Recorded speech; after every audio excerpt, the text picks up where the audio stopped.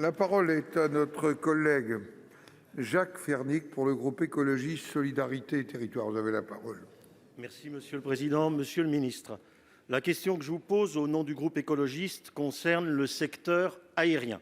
Elle ne portera pas pour autant sur le sort d'une subvention de 8 000 € à l'Aéroclub du Poitou ou sur le péril vert d'une police des rêves d'enfants. Je crois que suffisamment de ministres ont surréagi là-dessus et continueront sans doute à le faire pour les prochains épisodes de la série Haro sur les écolos. Non, ma question, plus sérieusement, porte sur le nécessaire soutien au secteur aéronautique qui est un des plus durement frappés par la crise mondiale provoquée par la pandémie. Le trafic et les recettes se sont effondrés, les commandes d'avions neufs ont brutalement plongé et donc les soutiens publics, les crédits de relance sont bien sûr nécessaires. L'annonce dimanche d'un abondement de 4 milliards d'aides pour Air France participe de cet effort public. Il serait cependant illusoire de penser qu'il suffit de milliards payés par les contribuables pour assurer un avenir durable de l'aérien. Celui-ci ne peut s'exonérer d'une transition qui réponde aux enjeux sociaux, économiques et climatiques. 400 000 emplois sont en jeu pour l'ensemble du secteur. On ne peut pas accepter le délitement et les suppressions programmées. Quelles actions fortes de l'État pour la sauvegarde des emplois et les reconversions? Le climat aussi et surtout est en jeu.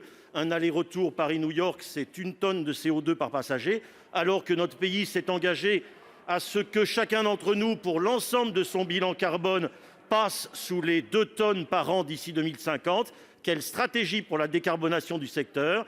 Il y a les progrès techniques, mais aussi les reports, quand c'est possible, vers d'autres modes de transport moins émetteurs. Est-il viable de s'en remettre à l'initiative privée des acteurs du secteur? Ne faut-il pas envisager des changements structurels? Monsieur le ministre, quelle conditionnalité climatique, quelle conditionnalité sociale pour ces aides? Pour vous répondre, la parole est au ministre de l'économie, des finances et de la relance, monsieur Bruno Le Maire. Monsieur le président, mesdames et messieurs les sénateurs, monsieur le sénateur, si je me permettais, je vous dirais que vous ne manquez pas d'air.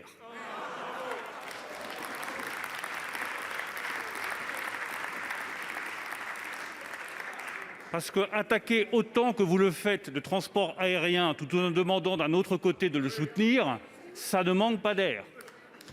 Quant au reproche que vous nous faites d'avoir attaqué collectivement la maire de Poitiers, vous me permettrez de confirmer que je ne souhaite pas et que personne ici ne souhaite que les responsables politiques s'occupent des rêves de nos enfants. Que ce soit bien dit une fois pour toutes.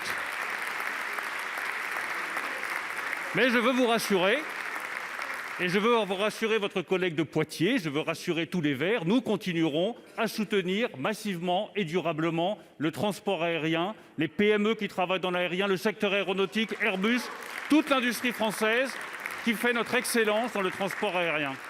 Et nous allons le faire avec cette ambition qui est d'accélérer la décarbonation de notre industrie.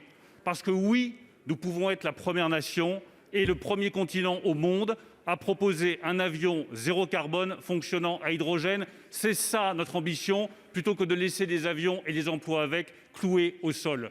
Notre ambition, c'est d'avoir plus de carburant décarboné dans les avions qui volent. Notre ambition, c'est de réduire l'utilisation de l'avion. Et nous avons, je le rappelle, demandé à Air France de supprimer toutes les lignes lorsqu'il existe une alternative par le train à moins de 2h30. C'est ça notre ambition par l'aérien, pas clouer les avions au sol, mais avoir des avions plus propres, plus compétitifs, créateurs d'emplois et qui soutiennent notre industrie.